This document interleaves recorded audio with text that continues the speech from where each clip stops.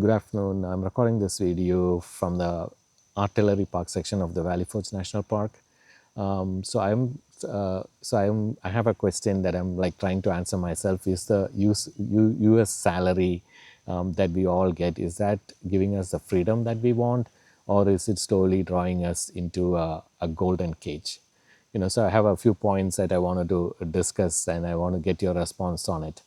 The first one is, most of us, when we come here, we know that our stay here is temporary. Particularly those of you who came here on a H1 in the last 20 years, you probably are waiting like 15 to 20 years before you get your green card. Most people, when they come here, they have a plan, like I want to work for 3 years or 5 years, save X amount of money, then go back to India. But that rarely happens. That is because as you are getting your salary, you are making more and more commitments. Like, for example, you might have a family, you might buy a home, you might buy a new car, you might renovate your kitchen, and all that costs money. And that means you're not meeting your initial savings goal, and that means you end up staying here for longer. So that's one important thing to keep in mind when you draw your plans. The second is the H1B is pretty much a program that ties you to a salary, right? It's not a program where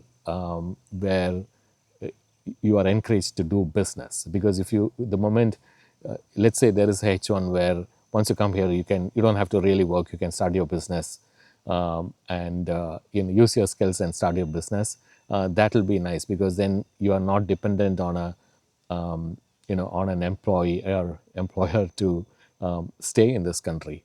But that's not the way the H1 is set up. There are some people who are on H1B who also have side businesses, but that is extremely rare. Maybe we are better off, working for a few years, taking all our skills, and then starting a business in India, which is a tremendously growing economy. Maybe that is a better option. Okay. Third point is exchanging time for money. That's something I realized, fairly late in my career. I always wanted to work till the age of 62, then draw Social Security, and then retire. But then in the last couple of years, I realized that strategy has a flaw. I mean, a flaw in the sense, like, it has something else that I've never thought about, which is, what is more important? Is the $50,000 or $60,000 that I might save in the last 5 or 6 years of my career till I'm 62, or is that 5 or 6 years more important? Which is more important? And I decided that the time is more important to me than the money that I will save in the next 6 or 7 years before I reach 62 years of age.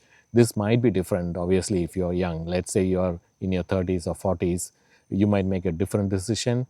But in the late 40s, mid 40s onwards, I think you have to be very careful before you make the decision to exchange time for money, because as you get older, your health declines. Lot of people who are senior to you pass away, and you don't get a lot of time from your job to spend time with them, which I think is more important. So that's something to think about. That is exchanging time for money.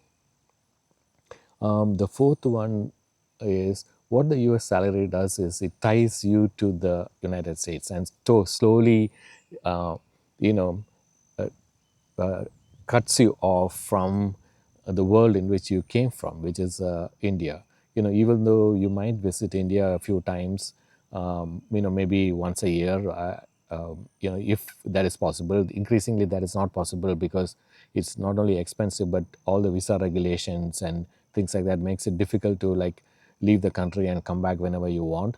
But even if you have a citizenship like I do, most of us don't visit India every year. So even though you might visit India and maintain contact with people in India through WhatsApp and other apps, you are still, over a period of time, losing touch with India.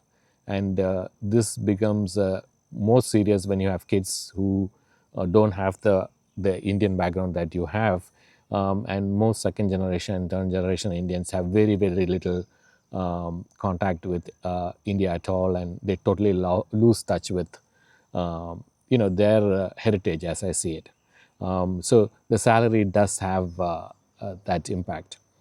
The next topic, topic number 5, is what I call the Indian bubble. Most Indians, particularly those who came in the last 20 to 25 years, are in an Indian American bubble. There are these bubbles exist in all suburbs of the United States.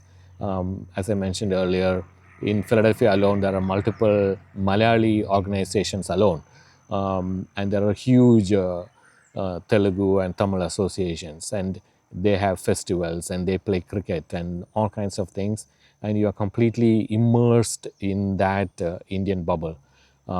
And what happens after a period of time is that you might lose your job, you might move somewhere where a strong bubble like that doesn't exist, or you might retire and there is nobody uh, you know that was close to you in the past who is in the area that you are retiring, and so on.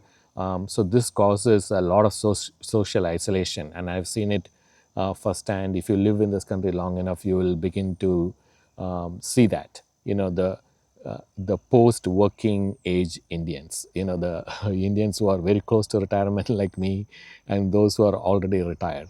It's a tough life. There's a lot of social isolation. It's very difficult physically to travel to India because of the distance. And even when you travel to India, there's nobody there that is there to welcome you, and things of that nature. So now you are trapped. You are neither an Indian nor an American. So this will also happen to a lot of you. So these are the points that I wanted to mention in this video. I want you to think about it. The question here is the American salary giving you freedom, or is it slowly backing you into what I call the golden cage?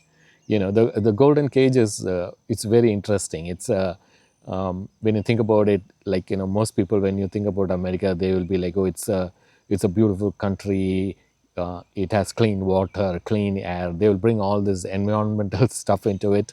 And that is all true. You can drive anywhere, there is nobody to control you, your father-in-law or mother-in-law is not close to you. There is a genuine freedom. I can see that point. But what are you giving up to get that freedom? That is the question. So please like and comment on this video. I'll try my best to respond to all of you personally. Thank you, and see you again in the next video. Bye.